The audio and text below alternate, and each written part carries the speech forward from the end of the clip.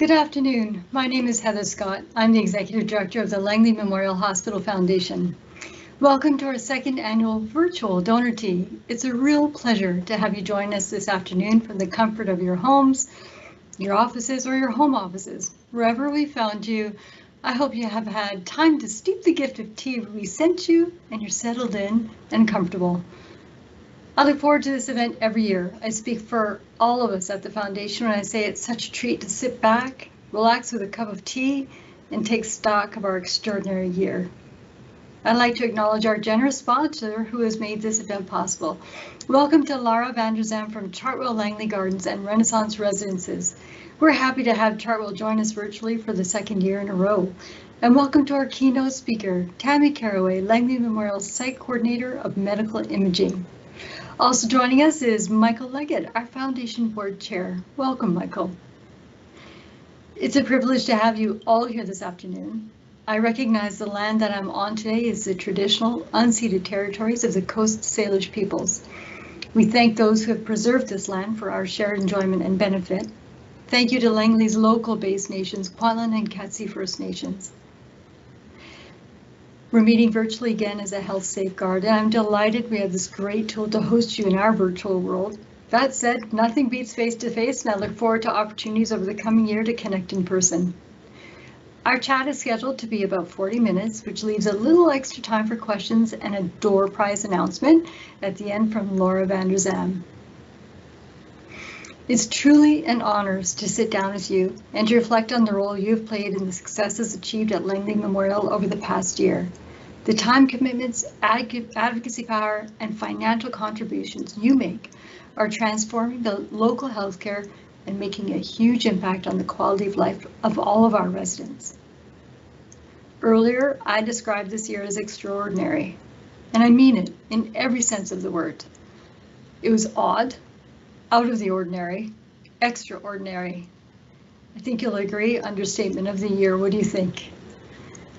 But the global pandemic affected our lives, our healthcare sector, our caregivers and patients in ways we could never have imagined. We've had to reset our expectations and meet challenges, but it's not the obstacles of 2021 that stand out to me today. When I think about how you, our community of donors, responded to these challenges through gifts of time and advocacy and through financial contributions, I'm overwhelmed.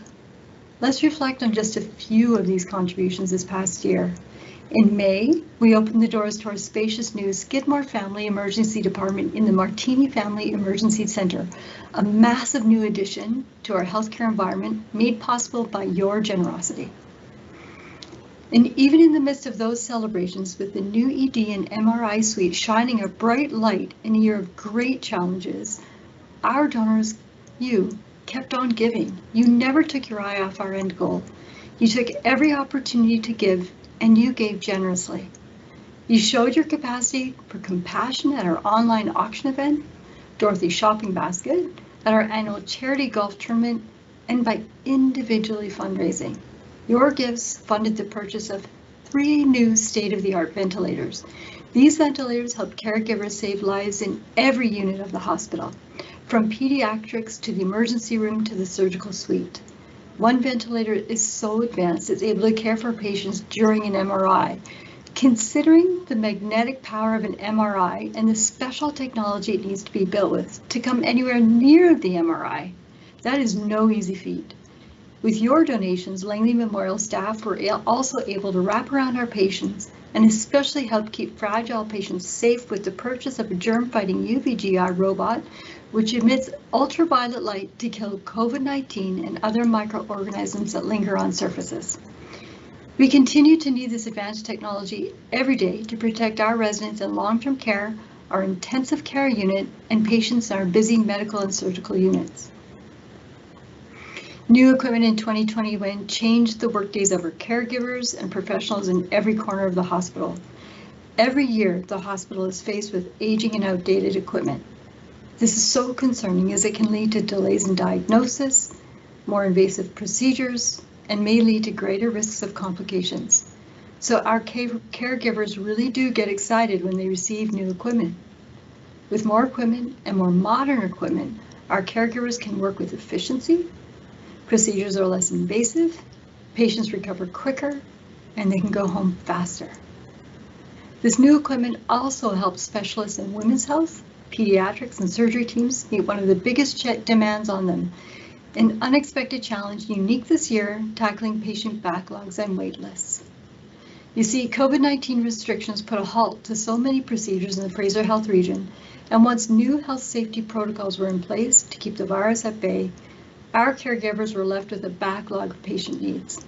The wait lists were so daunting, it seemed like an insurmountable challenge some days.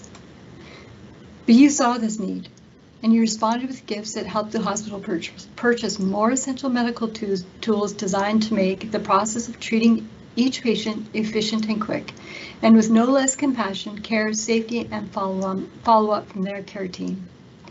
And here's the great news. Your generosity has moved us forward to the point where our caregivers, allied professionals, and our staff are at the end of these backlogs. Thank you for making this success possible. Despite all the personal and professional ups and downs you have faced yourselves over the last 2 years, our community continues to step up when asked. On behalf of the Langley Memorial and all of us at the Foundation, thank you for being such a caring, giving, and compassionate community. Right now, the Foundation is focused on raising $2.1 million as part of our next big initiative. Foundry Langley, is a center with integrated health and mental wellness services to help transform the lives of youth who are struggling with life's challenges. The need is urgent. With our partners in Compass Support Services, we're facing a mental health crisis among young people. They're searching for help, but they're getting blocked in nearly every turn by red tape and bureaucracy. In a survey among youth in Fraser South last year, some 47% of young people aged 12 to 24 said they needed mental health services, but didn't seek them out because they didn't know where to go. The fact that 70% of mental health problems begin in childhood and adolescence makes this an ever-growing crisis. Just last week, we launched our campaign to build this 7,600 square foot center at 2618 Eastleigh Crescent. Eastleigh Crescent, you can't miss it.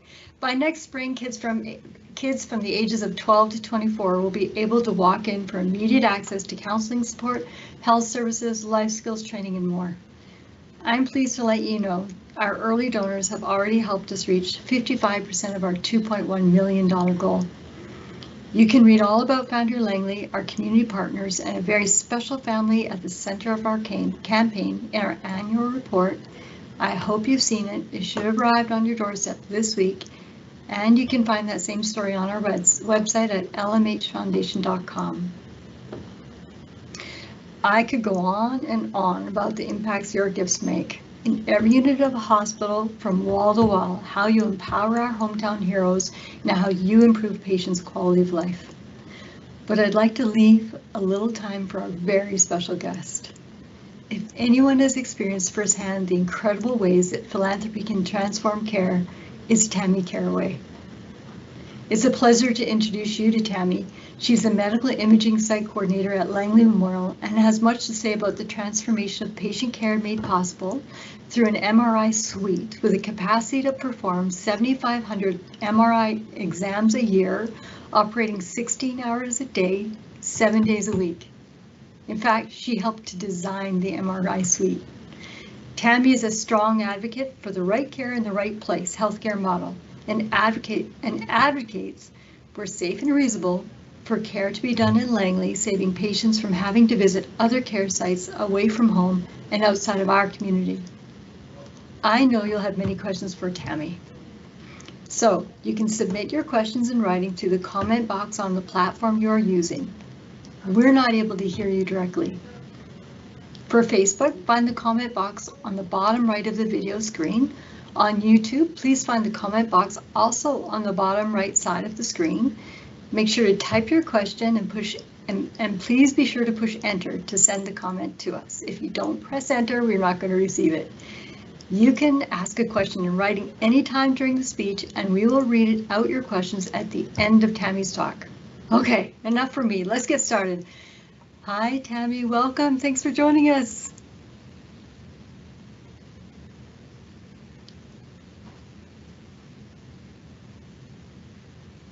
an amazing way to start by not hitting the unmute button. But thank you very much for inviting me to speak. And I just can't tell you how excited I am to be able to share just a little bit of the impact that the generous donors have made to our day-to-day lives within the hospital.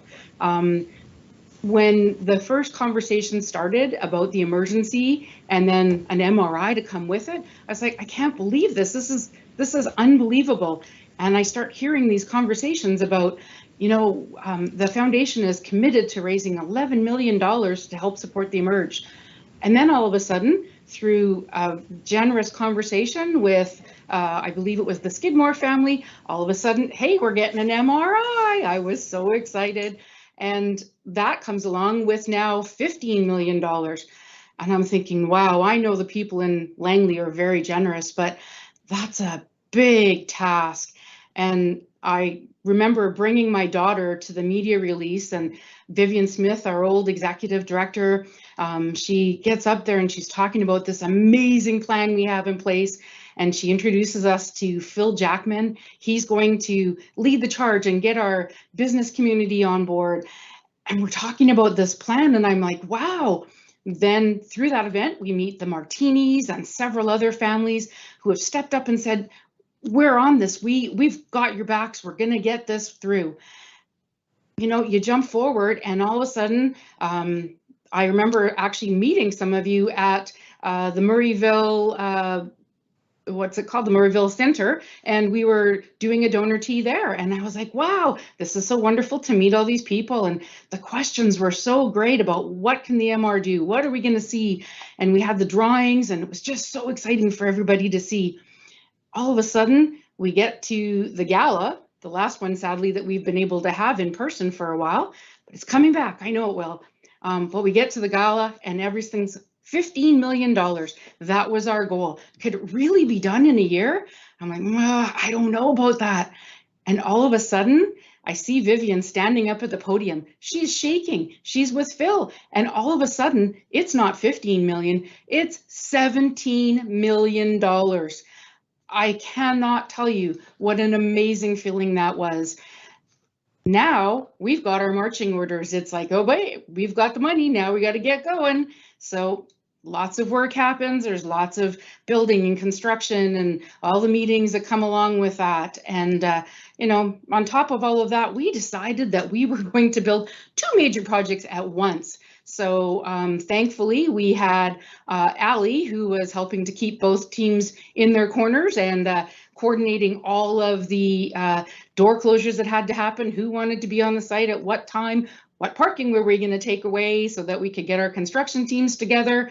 But it was amazing to see how all of these things just came together. Everybody was on board, and away we go. So I'm going to ask that we get a chance to see some of that construction, and then we're going to tease you with some of the things we're going to see within the new emergency. But let's start with the construction first.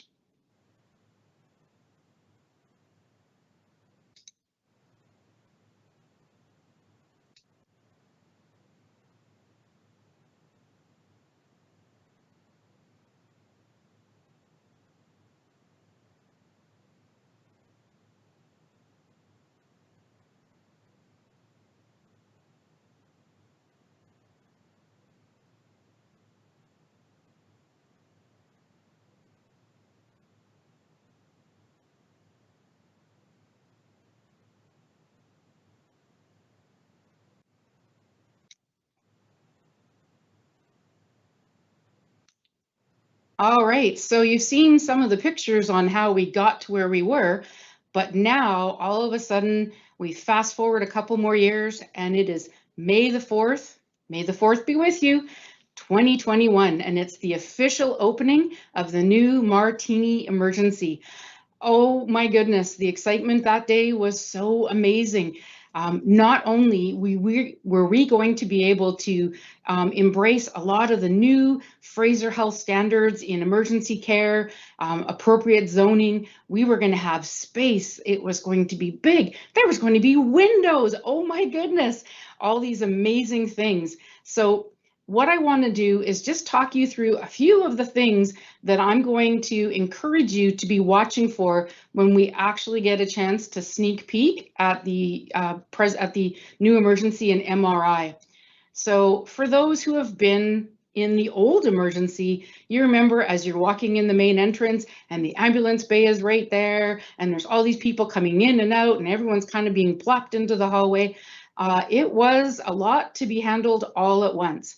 The new emergency has created a separation and a much safer way for bringing people into the space. So, of course, we've got this new thing called the COVID greeters, which may or may not continue, but for now, we've got our greeters who make sure that we've got the appropriate protection and we know how to make sure we've kept people that may be at risk or put others at risk in a safe environment.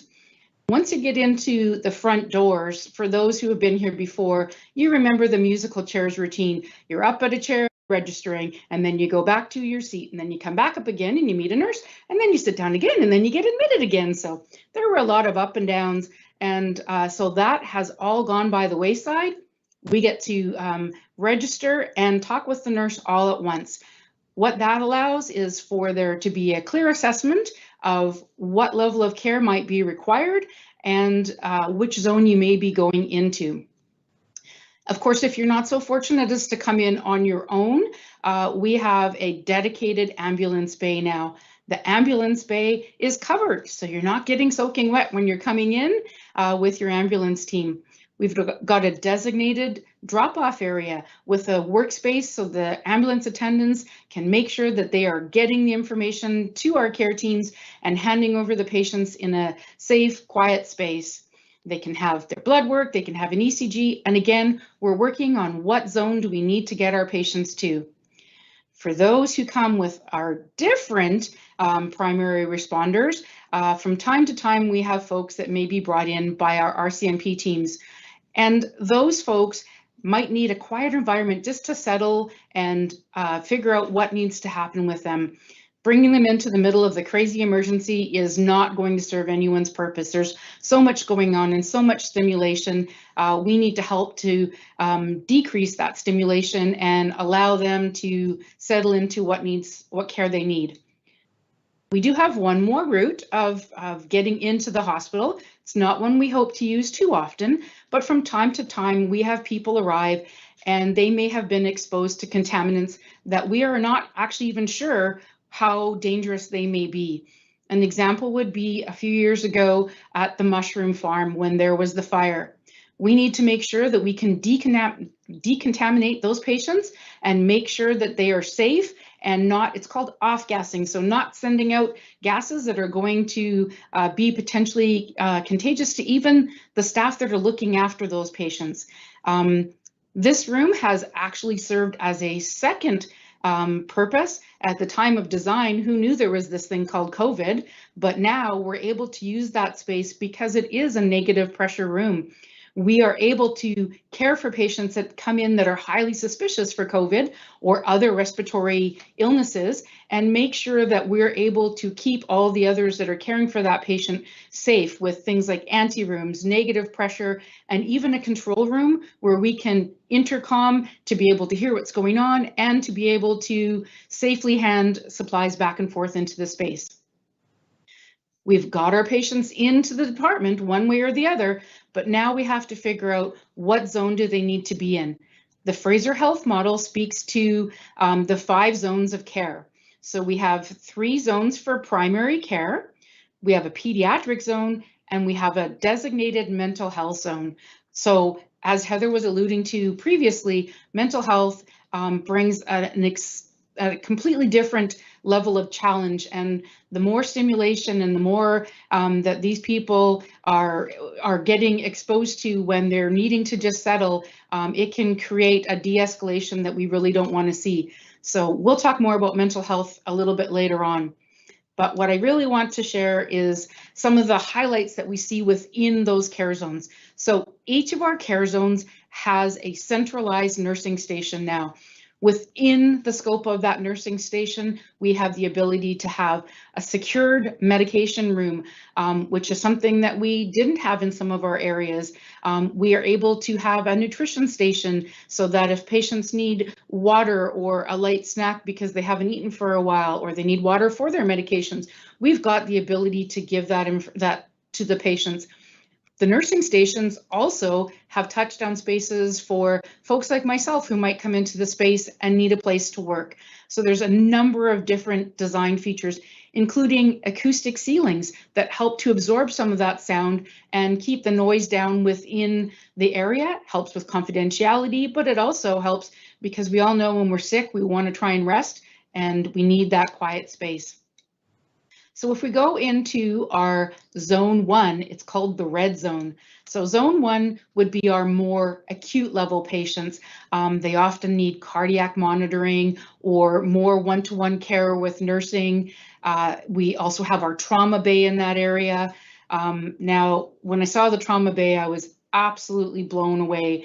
It is state of the art. They've got booms that house the oxygen, the suction, a lot of the assessment tools, power outlets, all the different equipment that we need. It's up off the floor, which makes it a much less for a tripping hazard, but also it much easier to clean so that you're not having those infection control issues either. And one of the other great features is it has a slave monitor, so you can look up from wherever you are in the room and you can see what's going on with that patient. You're not trying to see over someone's shoulder on a monitor. So it's great for patient care. We are overjoyed from an imaging perspective to have been granted a new X-ray machine and a new mini C-arm to work in that space too. Our digital mobile allows for bedside imaging. Trauma room is the perfect example. You take the picture, the image comes up right like it would on your camera. The physician can see the images immediately and know what needs to happen next. Not going back and forth, back in the days of having to look at images and process them and bring them back, and it's right there. So it makes such a time savings for our patients and their care. Now, for those who have been into the emergency, and you'll see in a bit, we have a grand hallway, but we're going to stay on the right side of the hallway for just a little bit longer, and we're going to take a quick zip into our mental health zone, which is called our purple zone. So the purple zone is located at the furthest end, so that would be the west end of zone 1. And what this does is it allows for patients that may tend to wander off from time to time. They will have more eyes on them before they could get out of the space. What we have in that mental health zone is so critical to patients' care. We have interview rooms with 2 egresses, so there's safety for the staff should a patient get a little bit agitated and potentially dangerous. We have separating rooms that patients can go into. They're monitored, they've got cameras, speakers, washroom right in the space. So for those that really need that time to quiet down, they've got that individual space. And there's also a joint room where patients can sit and talk to one another and communicate. Simple design features like we do have oxygen and suction in a couple of the rooms, but they're recessed into the wall behind a picture. So it doesn't agitate the patient if they're already feeling nervous about being in a hospital setting. It's just been amazing seeing some of these changes and the impact that they can have on the care for these patients. Now we're going to zip across that very lovely natural light hallway that we see, and we're going to go into what we call the yellow zone, or our zone 2. Zone 2 is set up for patients that obviously need emergency care, but the goal is that they can be cared for, and then hopefully a large majority of them will be able to be discharged on their way through that day.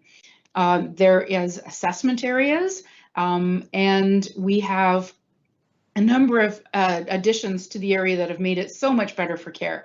We have diagnostics right in the area. So our lab and our ECG, they come right to the area. They have a quiet space to be able to do their samples or their testing. Imaging could occur in the area if need be, but most of the patients in that zone would come to medical imaging. One of the huge improvements is our information stations that we have for our physicians. So on our computers, we have the ability to look at imaging from all over the province as long as it's done within a hospital. Laboratory, even with our Life Lab partners from around the province, we can see those results immediately. And that helps to tell the story. The physicians can look at the radiologist report. They can look at those reports from surgeons or elsewhere and have a better story so they can see all the information as they're planning for that patient's care. We also, within Zone 2, we have our dedicated pediatrics area. This is something we've never had before, so it's another great advantage. We don't have a huge area, but that's okay because we have a couple of dedicated rooms for our pediatrics. Again, they've got recessed oxygen suction so that we're not scaring off our children and giving them fright from being in the hospital.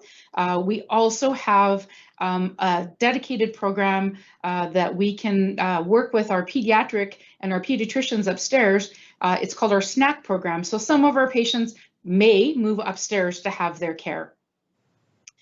We're almost there. We've got one more zone to go, and that is our green zone. So our green zone is largely for patients who probably would have chosen to go potentially somewhere else if there was access to it. But we all know when our kids come home from school, oh, Mom, I got a real bad earache, or it's 9 o'clock at night, what options do you have? There aren't too many places. So this green zone is a great place to be able to deal with some of those less urgent but still needing attention problems. The area is open from 3 to 11, which coincides with when it would be the hardest to get into a clinic type setting. It's meant for quick treatment and release, and it is a wonderful way to be able to assure that you're getting the care that you need and hopefully getting home and having a good night's sleep.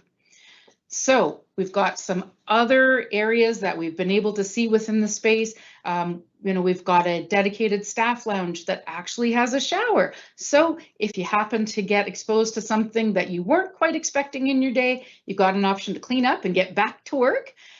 We've got an education space, which is always so important because there's always something new to learn.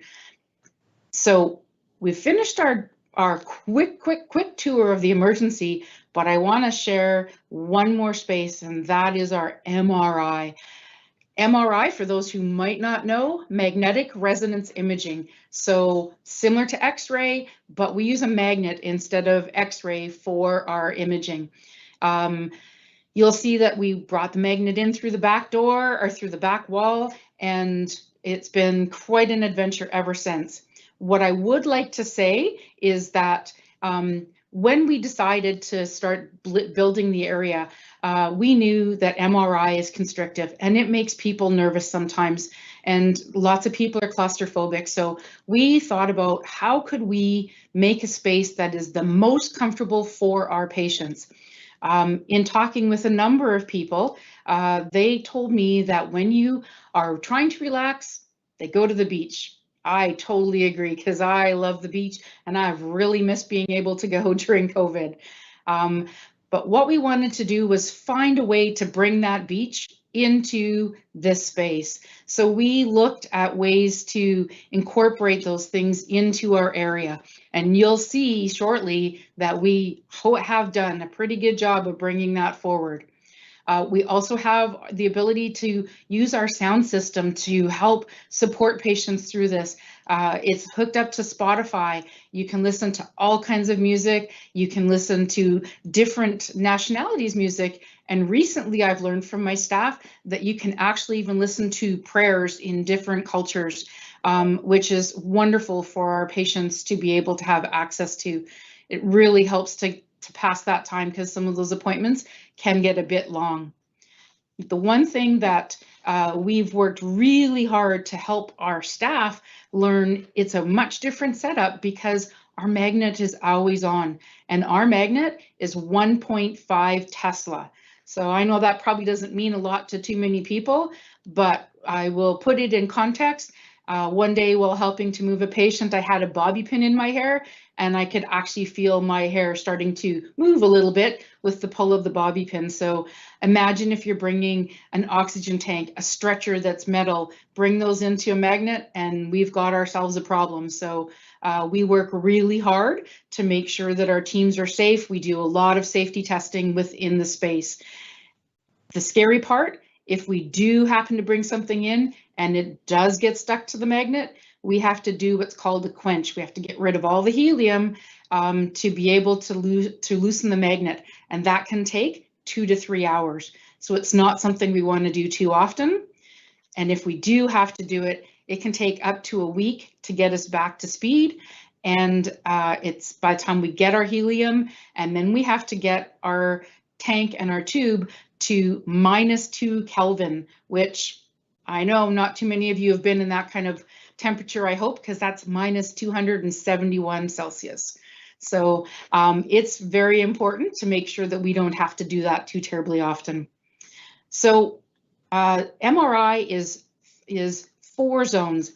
Outside in our areas where we would be welcoming our patients, for example, in our lobby, that would be zone 1. So we've been able to set up our machine and our unit so that we can welcome our patients in 24 hours a day if need be, and we may get there, but they can come straight in through an access that will bring them in 24 hours a day. It's monitored with cameras and speakers, so we can make sure that we're bringing in people safely into the space and making sure that we're not having extra folks into the space putting other staff and patients at risk. Once you're into the zone, you'll join into our zone 2. Now, zone 2 is where you'd have your change rooms, our clerical workspace, staff rooms, and our patient prep areas. These areas are all safe. You will not be in concern of the magnet. But this is also the area where we would have to bring our patients if they became very unwell and came into a medical emergency, because we could not perform CPR and a full code resuscitation in zone 4. So we've got our patients, we get them ready and changed. We have 2 tables, which was also another generous donation, thank you. And that allows us to make sure that we're getting our patients ready. Well, we've got another one on the table, which means we're getting a chance to see more patients throughout the course of the day. As Heather mentioned, when we opened, we were targeted for 7,500 patients. We're actually on track to see close to 8,000 in our first year. We then, after we've gotten our patients safely screened, we know they're ready to go, they're coming into the space, we're going to go into our technical zone, which is our zone 3. To come into the zone 3 area, you must have gone through a safety assessment, and you need to make sure that we've got rid of all of that metal. So from time to time, I do go into the space, but I'm very careful to stay away from that zone 4 door, because I know that I might still have my name tag on, and my name tag's magnetic, so we know what's going to happen with my name tag real quickly. The technical work area has natural light. It's a nice big area, and the staff have truly enjoyed being able to play around with the lighting in the space to make it most comfortable for our patients, and to be able to pick the music and find the position that's the most comfortable so that the patients are able to tolerate their time. One more, and it's the most exciting, it's our beach. So our beach is what we call zone 4, and that's where our magnet lives. Within our beach, our back wall, which is removable in case we ever had to replace the magnet, that wall is as if you were standing at the edge of the water's break. You can see the waves rolling in as you're standing there. Your feet are on the sand, which is our floor, which has different colors because we know that the closer you get to the water, or in this case, the magnet, the sand gets darker. And if you're looking up, you're going to get a chance to get that warm feeling as you're seeing that sunshine sky and those palm trees. So we have really tried to bring our beach a little closer to home. I hope that when you do get a chance to come, you will truly find that we have worked to embrace all of the changes to make this a great space for our patients. It was so exciting the first day we put our patient on the table. December 7th was our first clinical patient, and we could not believe the overwhelming support from the community and the feedback that we still get every single day about access to closer to home, easier to get to, bigger bore. We've got air coils now, which are basically like a big lead blanket. So sometimes you don't have to wear the hard coils over your body. There's so many additions that we've been able to do. The team has just been working so hard to get new projects on board. We're able to do cognitive prostate biopsies already, which are a special type of biopsy for helping to pinpoint if we are looking at a prostate cancer. Breast MRIs, we've heard about all the dense breasts and the changes and the risk that that create. That is on play. And now we're making a big push in hopes that we can start to do cardiac MR sometime next year. So I know I've talked about an awful lot of things, but what I'd really like you to do is see what you can see in the upcoming video that we've talked about.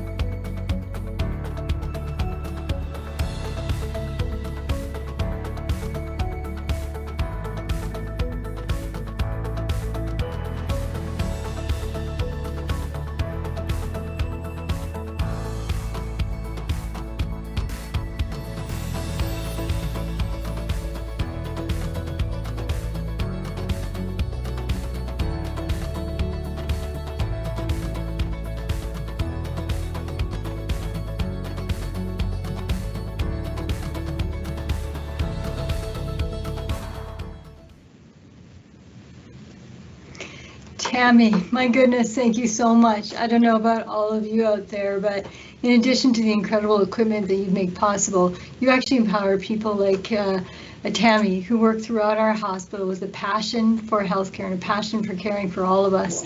And that just really showed through your whole speech today, Tammy. Thank you so much for all you do for us.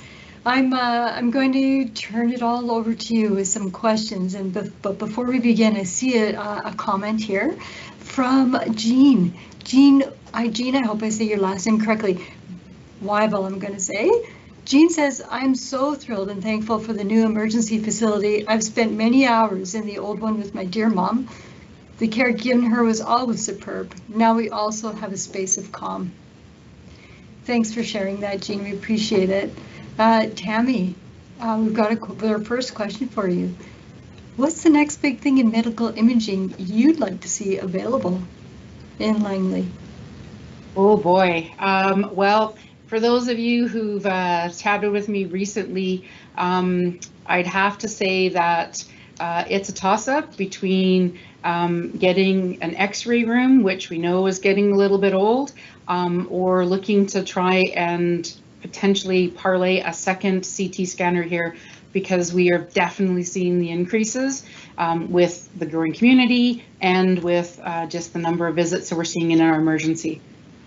So both would be much needed in the space. I love it.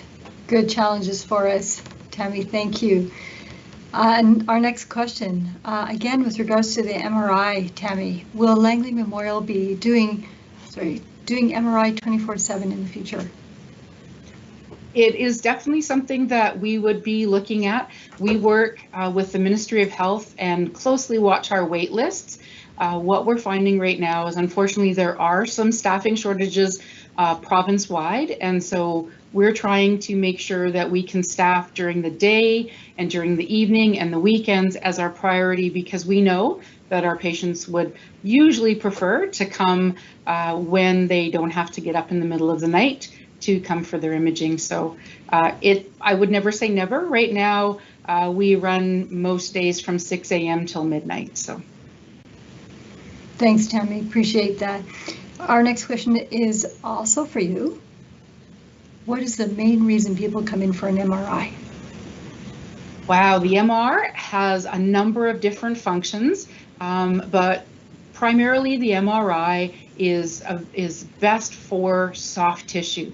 So whether that be understanding how a tumor is blood fed, understanding for a lot of people they've had a shoulder or a knee and we're looking for the ligaments and the tendons, or in your spine, is there a risk to your spinal canal? How is that disc pushing on the spinal canal?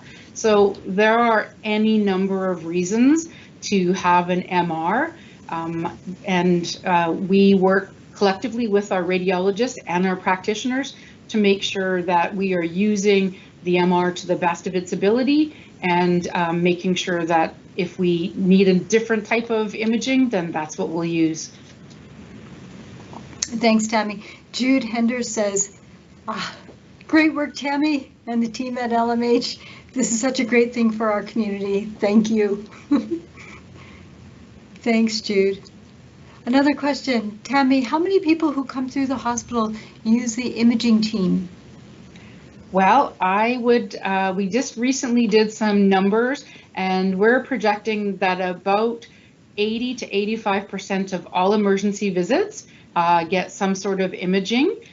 We also have a large outpatient contingent that we see through our CAS clinics, through our booked outpatients, through our pre-op planning care clinics. We've set up with our Seniors Link program to be able to support patients without having to go into the emergency system. So I believe we are seeing some significant increases in numbers over the last little while between COVID and our new emergency and our population growth. So a recent number that I saw in June of this year compared to June of last year, we saw an increase of 4,500 extra patients in our general radiography area, which we see with 2 X-ray rooms. Thanks, Tammy, so much. That concludes our Q&A session. Great questions, everyone. Thank you for your answers, Tammy. Now I'm going to turn it over to the Foundation's board chair, Mr. Michael Leggett. Welcome, Michael. Thank you, Heather. And thank you, Tammy. Tammy, you may not know, but I recently had the opportunity to use the medical imaging services of Fraser Health and Langley Memorial Hospital Foundation. And what I can say with certainty is the staff, the clinicians, the nurses, the doctors, the administration, they all work with patient-first principles in mind, and this is evident in the redesign of the emergency department that you've helped bring to Langley, and that all of our donors have helped bring to Langley. So thank you, and thank you to our donors. As Heather mentioned, I'm the chair of the Foundation Board of Directors. I've been involved as a board director for the past 6 years, so we may have met at past events like the golf tournament or the gala. We may have met virtually or in person in the good old days. There's so much I want to say, and there's so many of you to thank. But quickly, I want to tell you how impressed I am that our donor community has kept so laser focused on the mission to help the hospital provide the best care possible. Along with the foundation, you have readjusted, pivoted if you will, and participated in our virtual fundraisers. I loved how our donors were able to go with the flow. I really admire that. We have a few donors who have reached giving milestones of 5 years, 10 years, and 20 years. Now, normally we would be recognizing you in person and presenting you with a certificate of thanks. So please watch your mailbox for that small token of our sincere appreciation. In the meantime, I'd like to take a moment to recognize you by name. Donors who have given each year for 5 years. And there's a lot of names there, but in attendance today, I believe we have Alan Carpenter. Thank you, Alan.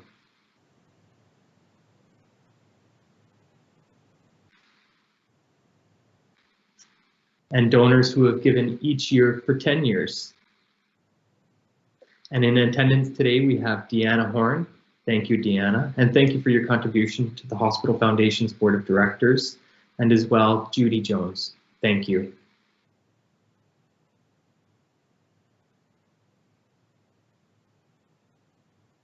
And lastly, donors who give every year and have for the past 20 years. We thank you for your continued support.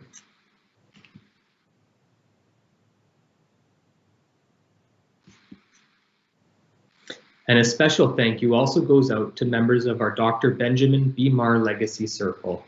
These are individuals who have committed a gift to the foundation in their will. And I would like to recognize one of our members today, including Marcy Court and Iris Schneider.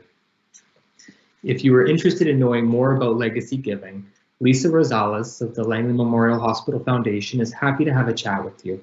Just reach out to Lisa at your convenience. We will send you the number.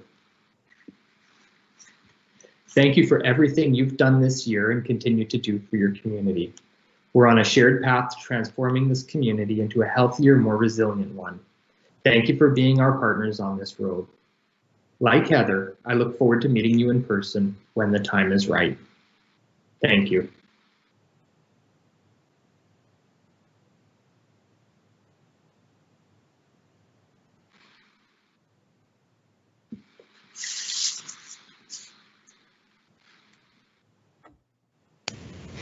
I'm going to start that again because apparently I was on mute. So, Michael, thank you so much for recognizing all of our outstanding donors, and thank you too for all your dedication and support over the years as well.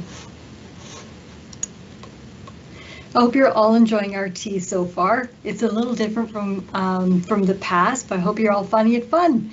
This event, even in the format of a virtual event, would not be possible without the support of community partners like Chartwell. Please welcome Laura van der Zam from Chartwell Langley Gardens and Renaissance Residences and their counterparts Langley Gardens and Renaissance Retirement Residences.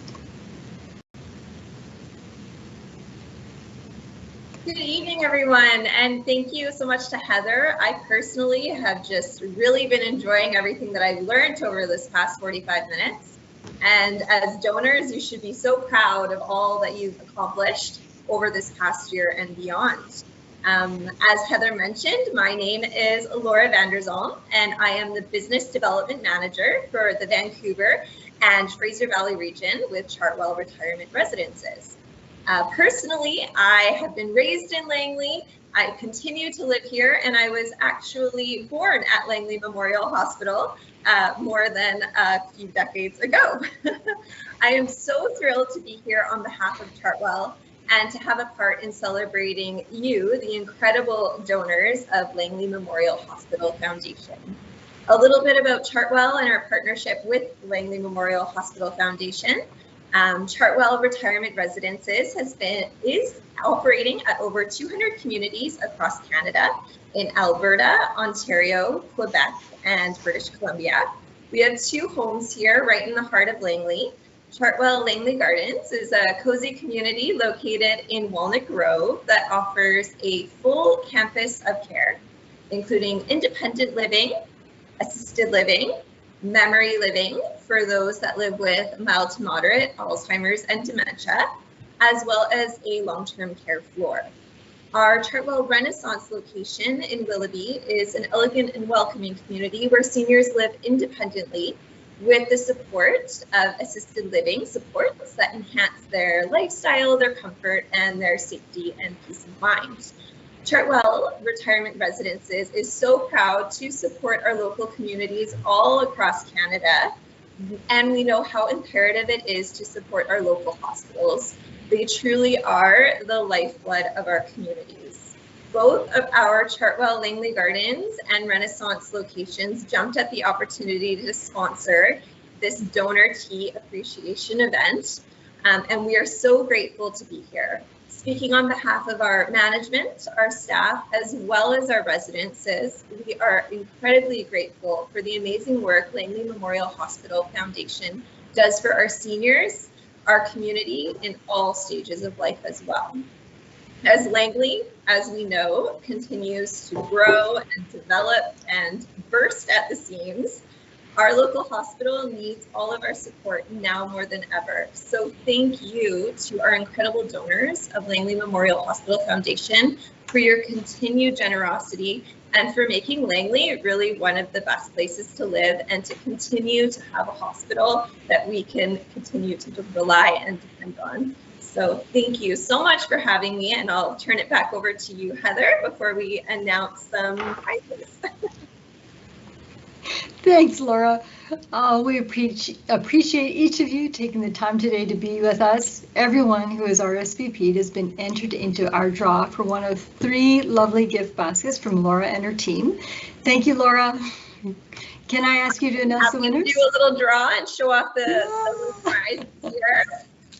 First off, we have a gift basket from Chaberton Estate Winery. If you've ever been lucky enough to go there, they are in Langley and they have amazing wine. So the gift basket is really like a charcuterie board in a basket. So we're really excited to give that away. Our first name is Geraldine Moffat. So congratulations, Geraldine. Very exciting. Next up, we have a $50 keg gift card. Great weather right now for a steak dinner. And I have another name to draw here. Let's go. We have Marnie Bangay. Congratulations to Marnie, another one of our winners. And lastly, and fitting with our tea today, we have a gift basket from Murchie's Fine Tea, all sorts of favorites from them, as well as hot chocolate and biscotti and all kinds of treats in there. So we got one more lucky winner.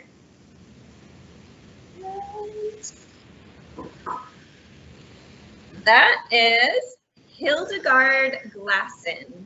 So congratulations to Hildegard, and all of our winners. Our friends here at the foundation are going to connect with each of you to collect your prize. And thank you again to the foundation for having us, as well as the wonderful donors for all you've done for us in our community this past year. Thank you, Laura. Oh, you winners, I'm super jealous. Wine, tea, hot chocolate, steak. Enjoy. I'll be living through you.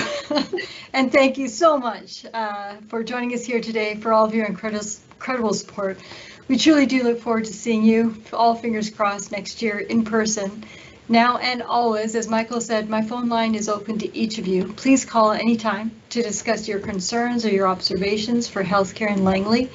We're always working towards making sure Langley has the most resources possible to meet our mission to provide the best possible care here in our own community. So I'd love to hear from you. Please give me a call.